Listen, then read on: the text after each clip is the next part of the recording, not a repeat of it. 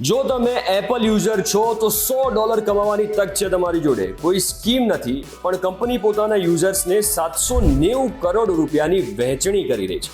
ભલે તમારી જોડે આઈફોન હોય, આઈપેડ હોય, મેકબુક હોય કે એપલ વોચ હોય, બસ શરત એક જ છે કે તમે આ ડિવાઇસીસને 17 સપ્ટેમ્બર 2014 થી 31 ડિસેમ્બર 2024ની વચ્ચે યુઝ કર્યા હોય. વાત એમ છે કે 2019માં એપલ પર એક યુઝરે કેસ કર્યો, જેમાં આરોપ લગાવ્યો કે કંપની ક્વોલિટી કંટ્રોલના નામે સંવેદનશીલ જાણકારીને ઓડિયો ફોર્મેટમાં કેપ્ચર કરે છે અને થર્ડ પાર્ટીને આપે છે.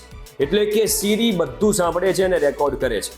જો કે કંપની કોર્ટમાં માની નથી આ વાતને, પણ વળતર આપવા માટે તૈયાર થઈ ગઈ છે. એક ડિવાઇસ પર $20 વધુ નહીં આપવામાં આવે, એટલે કે યુઝર જોડે કુલ 5 ડિવાઇસ હોય તો એ 5 ડિવાઇસમાં એ ક્લેમ કરી શકે છે.